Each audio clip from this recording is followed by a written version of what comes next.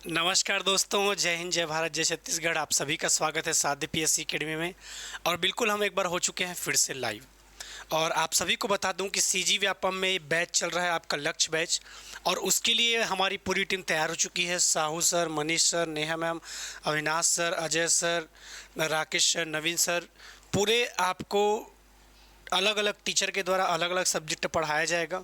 और बिल्कुल registration open हो चुका है। बिल्कुल आप व्यापम के यदि किसी भी एग्ज़ाम की तैयारी कर रहे हैं तो बिल्कुल कर सकते हैं साध्य पीएससी एकेडमी के साथ जुड़कर। आज का एमसीक्यू मैं स्टार्ट करूं उसके पहले आप लोगों से कुछ और इम्पोर्टेंट चीज़ों पर बात करना चाहता हूं। इसके अलावा यदि आप अभी आबकारी आरक्षक का पोस्ट आया हुआ है, यदि आबकारी आरक्षक के पोस्ट की तैयारी करना चाहते हैं तो बिल्कुल कर सकते हैं। परीक्षा की तिथि 27 जुलाई 2025 को है। पद आपका 200, योग्यता है आपका 12वीं पास। 24 मार्च से बैच स्टार्ट हो गया है, तो बिल्कुल आप इस बैच में जुड़ के साध्य पीएससी एकेडमी के साथ जुड़ सकते हैं। कुछ भी दिक्कत होगा तो इस नीचे दिए गए नंबर पे कांटेक्ट कर सकते हैं। इसके अलावा यदि मैं बात करूं तो आपके प्री बीएड और प्री डीएलएड की भी क्लासेस चल रही है, जिसका एग्ज़ाम कब है, 22 मई को एग्ज़ाम है। ठीक है। और बिल्कुल इंडिविजुअल सिर्फ प्री बीएड और प्री डीएलएड के लिए क्लासेस चल रही है। बैच स्टार्ट हो चुका है 24 मार्च से, तो बिल्कुल आप सभी जुड़ सकते हैं साध्य पीएससी एकेडमी के साथ। कंटिन्यू इसकी भी क्लासेस चल रही है। अब हम आते हैं अपने आज के प्रश्न की ओर।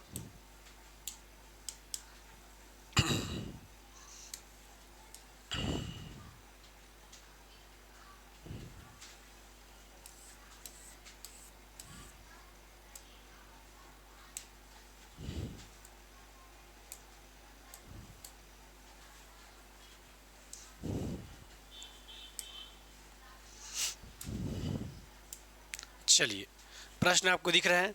ग्राम पंचायत की स्थायी समितियों के विषय में सही क्या है पूछ रहा है। ध्यान से पढ़िए और बताइए इसका आंसर क्या हो जाएगा।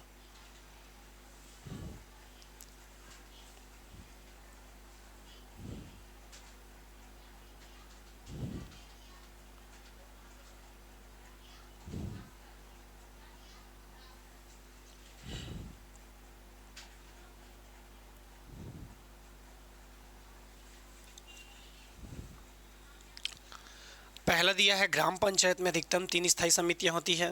दूसरा, ग्राम पंचायत में अधिकतम 5 स्थायी समितियां होती है। तीसरा, एक व्यक्ति अधिकतम 2 समितियों का सदस्य बन सकता है। एक व्यक्ति अधिकतम 3 समितियों का सदस्य बन सकता है। और ग्राम पंचायत की स्थायी समितियों पर नियंत्रण रखती है।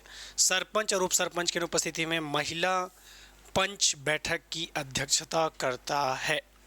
तो याद रखना है, ग्राम पंचायत की स्थायी समिति के बारे में बात कर रहे थे, इसके लिए हम धारा कौन सा पढ़ते हैं। धारा है आपका 46। कौन सा धारा है आपका 46। दूसरा, ग्राम पंचायत में अधिकतम 3 स्थायी समितियां होती है, ये कहना तो आपका गलत होगा। ग्राम पंचायत में अधिकतम स्थायी समितियों की संख्या कितनी होती है, 5। याद रखना है कितनी स्थायी समितियां होती है आपका, 5 समितियां होती है आपके कहाँ पर, ग्राम पंचायत में।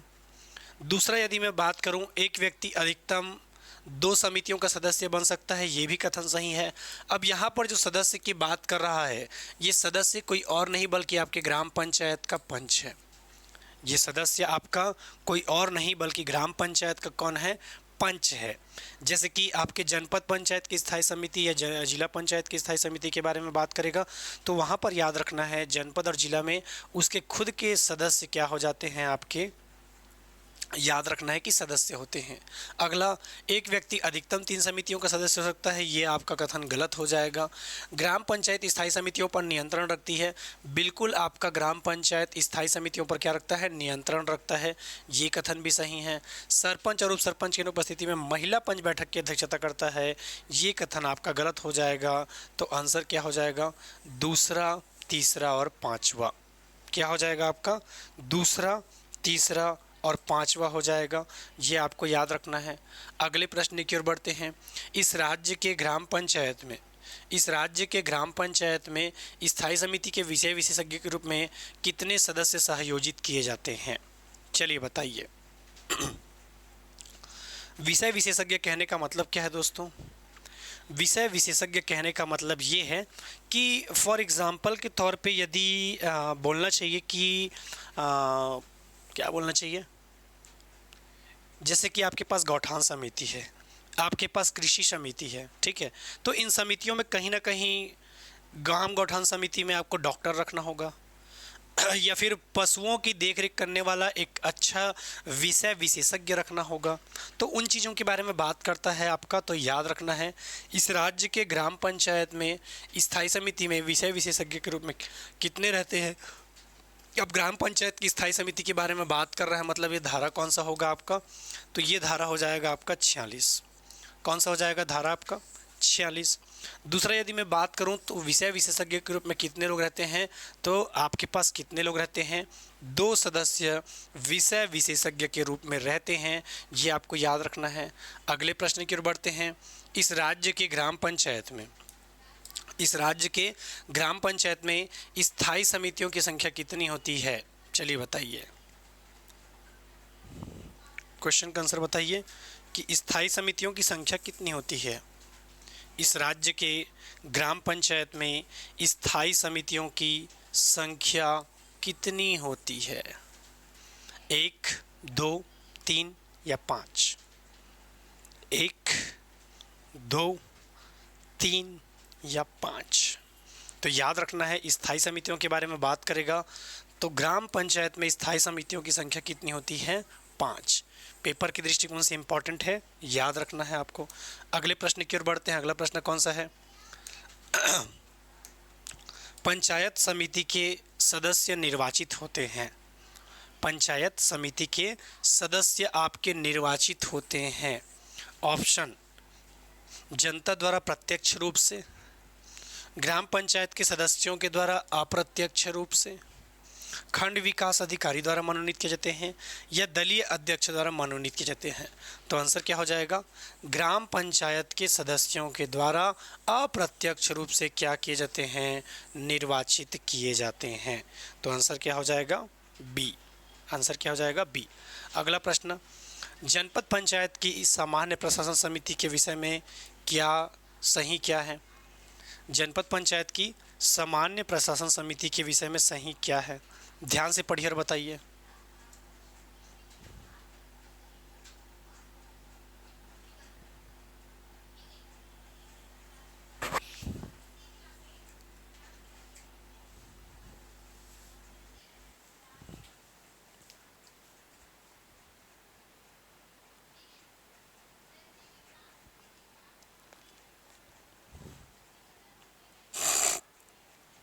ध्यान से पढ़िए और बताइए इसका आंसर क्या हो जाएगा।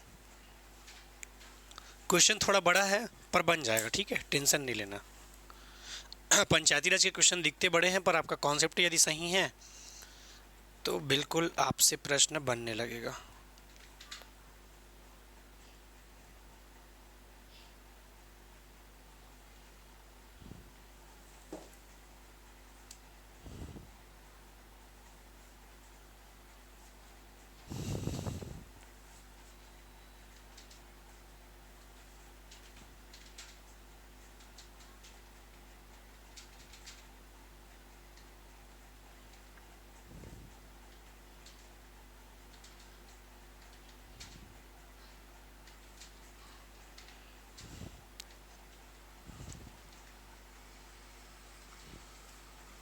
चलिए, जनपद पंचायत की सामान्य प्रशासन समिति के बारे में यदि बात करोगे तो सामान्य प्रशासन समिति मतलब आपकी स्थायी समिति का ही भाग है, और इसके लिए हम धारा कौन सा पढ़ते हैं आपका 47। इसके सदस्य जनपद पंचायत के अध्यक्ष के द्वारा नामित किए जाते हैं, गलत। इसके सदस्य जनपद पंचायतों के द्वारा चुने जाते हैं, बिल्कुल सही है। यह वार्षिक बजट और लेखाओं पर विचार करती है, यह भी कथन सही है। अन्य समितियों के सभापति इसके क्या होते हैं, सदस्य होते हैं, ये कथन भी सही है। विधायक जो जनपद पंचायत के सदस्य हैं समिति के पदेन सदस्य होते हैं, ये कथन भी आपका सही है। विधायक जो जनपद पंचायत के सदस्य होते हैं समिति के पदेन सदस्य होते हैं, ये भी सही है। तो आंसर क्या हो जाएगा, दूसरा, तीसरा, चौथा और पाँचवा, ठीक है। तो बिल्कुल जितने भी बच्चों का आंसर आ रहा था 2, 3, 4, 5, उन बच्चों का आंसर बिल्कुल सही है। अगला प्रश्न, यदि ग्राम पंचायत की ग्राम सभाओं के मध्य मतभेद हो, यदि ग्राम सभाओं के मध्य मतभेद हो तो इस पर निर्णय कौन करता है।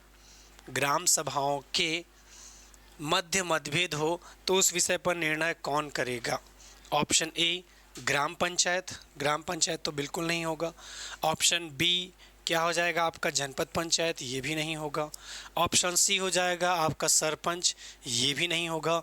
बल्कि आंसर क्या हो जाएगा, ग्राम सभाओं का संयुक्त सम्मेलन। ठीक है, ग्राम सभाओं के संयुक्त सम्मेलन में क्या होगा, ग्राम सभाओं के मध्य यदि मतभेद होता है तो उस पर निर्णय लिया जाएगा आपके ग्राम सभाओं के संयुक्त सम्मेलन में। अगले प्रश्न की ओर बढ़ते हैं। अगला प्रश्न कौन सा है, दो पंचायतों के मध्य यदि विवाद की दशा आ जाती है तो विवाद का निपटारा कौन करता है। ठीक है, देखो दो पंचायतों के मध्य यदि विवाद की स्थिति आती है तो इसके लिए हमने धारा कौन से पढ़ के रखा हुआ है जी, इसके लिए हमने धारा पढ़ के रखा हुआ है 90। धारा कौन से पढ़ के रखा हुआ है, 90। इसके अलावा यदि मैं बात करूं, यदि दो पंचायतों के मध्य विवाद हो तो क्या कलेक्टर इस विवाद का निपटारा करता है, बिल्कुल नहीं। क्या आपका जिला पंचायत द्वारा करते हैं, बिल्कुल नहीं। अनुविभागीय अधिकारी राजस्व द्वारा करते हैं क्या, नहीं। तो किसके द्वारा करेंगे, राज्य शासन के द्वारा किया जाता है। किसके द्वारा किया जाता है, राज्य शासन के द्वारा। अगला, यदि पंचायत और छावनी बोर्ड के मध्य विवाद हो जाए तो उसका निपटारा कौन करता है। जितने भी आपके पंचायत हैं यदि उनके बीच विवाद दिखता है तो पूरा आपको कहाँ पर जाना है, धारा 90 में जाना है। ठीक है, यदि पंचायतों और छावनी बोर्ड के मध्य विवाद हो तो अंतिम निर्णय कौन करेगा, कलेक्टर संभागीय आयुक्त के अनुमोदन के अध्ययन, गलत। संभागीय आयुक्त पंचायत एवं ग्रामीण विकास विभाग के अनुमोदन, गलत। पंचायत एवं ग्रामीण विकास विभाग के सरकार के अनुमोदन से, बल्कि राज्य सरकार करता है, लेकिन किसके परमिशन से, केंद्र सरकार के परमिशन से। केंद्र सरकार की अनुमति से राज्य सरकार इस मामले का क्या करता है, निपटारा करता है। अगले प्रश्न की ओर बढ़ते हैं। अगला प्रश्न कौन सा है, यदि सरकार द्वारा जनपद पंचायत का विघटन कर दिया जाता है तो क्या होगा।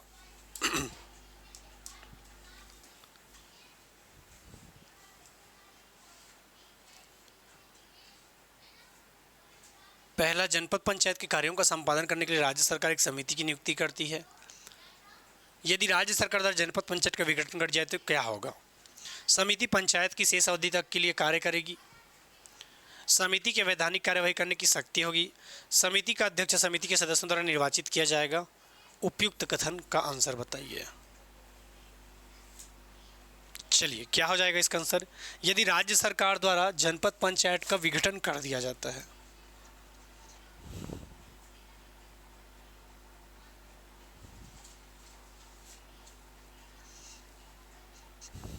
बताओ जी, इसका आंसर क्या हो जाएगा।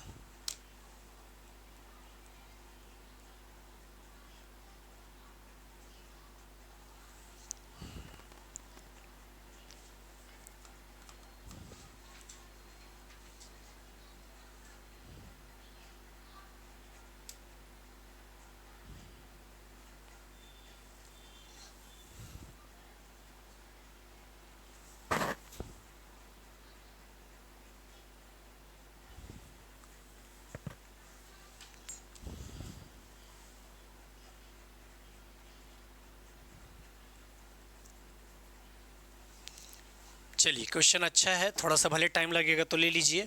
ठीक है, क्वेश्चन में याद रखना है आपको, यदि राज्य सरकार द्वारा जनपद पंचायत का विघटन कर दिया जाता है तो क्या होगा। ऑप्शन की ओर जाते हैं हम। जनपद पंचायत के कार्यों का संपादन करने के लिए राज्य सरकार एक समिति का गठन करेगा, बिल्कुल सही है। दूसरा, समिति पंचायत की शेष अवधि तक के लिए कार्य करेगी। जब विघटन कर दिया है तो ये बात ही नहीं है। समिति को वैधानिक कार्रवाई करने की शक्ति होगी, बिल्कुल नहीं होगी। समिति का अध्यक्ष समिति के सदस्यों द्वारा निर्वाचन किया जाएगा, ये भी कथन आपका गलत है। तो आंसर क्या हो जाएगा, जनपद पंचायत के कार्यों का संपादन करने के लिए राज्य सरकार एक समिति की क्या करेगी, नियुक्ति करेगी। ठीक है, तो बिल्कुल आंसर क्या हो जाएगा आंसर आपका ए का फर्स्ट, और बिल्कुल फर्स्ट होगा इसका आंसर। अगले प्रश्न की ओर बढ़ते हैं। मान लीजिए कुछ अनियमितताओं के कारण ग्राम पंचायत का विघटन कर दिया जाता है।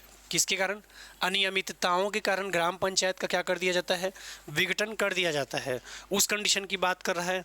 ध्यान से पढ़िए और बताइए क्या होगा आंसर आपका। चलिए बताइए।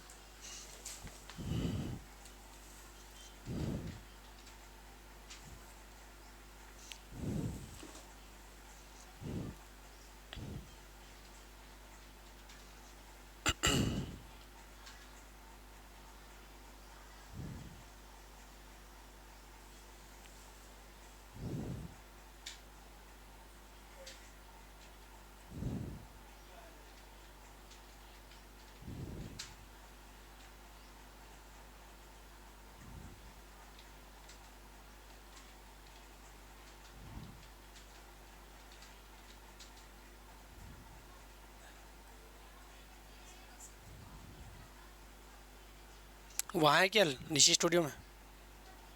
यही है?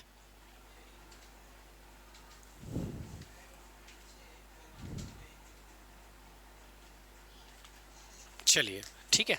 तो याद रखना है, अनियमितताओं के कारण ग्राम पंचायत का विघटन कर दिया जाता है। पहला क्या बोल रहा है आपका, शासन समिति का गठन करेगा। दूसरा, ग्राम सभा एक समिति का गठन करेगा। तीसरा, नई पंचायतों के गठन तक उक्त ग्राम पंचायत विहीन होगी। चौथा, समिति नए ग्राम पंचायत के गठन तक कार्य करेगा। ठीक है, ये अनियमितताओं को लेकर यदि विघटन किया जाता है उस कंडीशन की बात कर रहा है। नई पंचायत की अवधि पूर्व ग्राम पंचायत की शेष अवधि तक रहेगी। ठीक है, तो आंसर क्या हो जाएगा ऑप्शन के अकॉर्डिंग आपका पहला, चौथा और पांचवा। अगले प्रश्न की ओर बढ़ते हैं। जनपद पंचायत पर नियंत्रण कौन करता है? बताइए कौन करता है जनपद पंचायत पर नियंत्रण? ऑप्शन ए दिया है संचालक पंचायत, बी दिया है आपका मुख्य कार्यपालन अधिकारी, सी दिया है आपका जनपद पंचायत अध्यक्ष और डी दिया है आपका जिला पंचायत अध्यक्ष। तो जनपद पंचायत पर नियंत्रण के मामले में यदि बात करोगे, ठीक है, जनपद पंचायत में नियंत्रण पर यदि बात करोगे तो जनपद पंचायत पर नियंत्रण कौन करता है? ऑप्शन ए दिया है जिला पंचायत का अध्यक्ष। जिला पंचायत का अध्यक्ष तो नहीं करता आपका नियंत्रण। दूसरा, जनपद पंचायत अध्यक्ष के बारे में याद रखिएगा क्या होगा आपका, नियंत्रण के मामले में जनपद पंचायत पर नियंत्रण करता है क्या? नहीं करता। बी आपका मुख्य कार्यपालन अधिकारी होगा क्या? बिल्कुल नहीं होगा। तो जनपद पंचायत पर नियंत्रण के मामले में यदि बात करेगा तो क्या हो जाएगा, संचालक पंचायत। कौन करता है आपका? संचालक पंचायत जनपद पंचायत पर क्या करता है? नियंत्रण करता है। अगले प्रश्न की ओर बढ़ते हैं। जनपद पंचायत और ग्राम पंचायत के मामले में क्रियाकलापों का समन्वय, क्रियाकलापों का समन्वय और आपका मूल्यांकन और आपका मार्गदर्शन कौन करता है? ठीक है, जनपद पंचायतों और ग्राम पंचायतों के क्रियाकलापों का समन्वय, मूल्यांकन और मार्गदर्शन कौन करता है? ठीक है, देखो नियंत्रण कहेगा तो भले संचालक पंचायत होगा, पर यदि क्रियाकलापों का समन्वय, मूल्यांकन और मार्गदर्शन की बात करता है तो उसके लिए कौन हो जाएगा आपका? राज्य सरकार भी करता है, पंचायत और ग्रामीण विकास विभाग भी करता है, जिला पंचायत भी करता है। तो आंसर क्या हो जाएगा आपका? डी, उपयुक्त सभी। आंसर क्या हो जाएगा? डी, उपयुक्त सभी। जनपद पंचायतों और ग्राम पंचायतों के क्रियाकलापों का समन्वय, मूल्यांकन और मार्गदर्शन कौन करता है? तो राज्य सरकार, पंचायत और ग्रामीण विकास विभाग और जिला पंचायत। तो आंसर क्या हो जाएगा आपका? डी। अगले प्रश्न की ओर बढ़ते हैं। अगला प्रश्न क्या है आपका? छत्तीसगढ़ राज्य में पंचायती राज व्यवस्था का प्रशासनिक तंत्र किसके प्रति उत्तरदायी है? पंचायतों के प्रति, जिलाधीश के प्रति, राज्य जनपद पंचायत के प्रति और केवल ग्राम सभा के प्रति। जब आप ऑथेंटिक सोर्स देखेंगे तो वहाँ पर आपको ये बताया गया है कि छत्तीसगढ़ राज्य में पंचायती राज व्यवस्था का प्रशासनिक तंत्र किसके प्रति उत्तरदायी है। यदि ऐसा प्रश्न आपके पेपर में पूछा जाता है तो याद रखना है छत्तीसगढ़ राज्य में पंचायती राज व्यवस्था का प्रशासनिक तंत्र किसके प्रति उत्तरदायी है, तो उसमें आपका राज्य विधानमंडल देखने को मिलेगा। ऑथेंटिक सोर्स में राज्य विधानमंडल, पर यहाँ पर हमें ऑप्शन दिया ही नहीं है तो इसी कारण से हम पंचायतों के प्रति भी नहीं कह सकते, जनपद अध्यक्ष के प्रति भी नहीं कह सकते, केवल ग्राम सभा के प्रति भी नहीं कह सकते। तो आंसर क्या हो जाएगा? जिलाधीश के प्रति। किसके प्रति? जिलाधीश के प्रति हो जाएगा आंसर। अगला प्रश्न, ठीक है, और बिल्कुल ये सेशन आपका क्या होता है, यहीं पर लास्ट होता है। इसके अलावा यदि मैं बात करूँ तो बिल्कुल आप लक्ष्य बैच ज्वाइन कर सकते हैं। सबसे पहले आपको साध्य पीएससी एकेडमी का मोबाइल एप्लीकेशन डाउनलोड करना होगा और मोबाइल एप्लीकेशन डाउनलोड करने के बाद आप स्टोर सेक्शन से बिल्कुल परचेस कर सकते हैं। ये लक्ष्य बैच है आपका, रजिस्ट्रेशन ओपन हो चुका है और बिल्कुल यदि कुछ भी दिक्कत होगा तो इस नंबर पर आप कॉन्टेक्ट भी कर सकते हैं। इसके अलावा यदि आप आबकारी आरक्षक की तैयारी करना चाहते हैं तो बिल्कुल आबकारी आरक्षक की भी तैयारी कर सकते हैं। परीक्षा तिथि आपका क्या रहता है? 27 जुलाई 2005, पद है 200, योग्यता है आपका 12वीं पास। ठीक है, बैच स्टार्ट कब से हुआ है आपका? तो 24 मार्च से आपका बैच स्टार्ट हुआ है।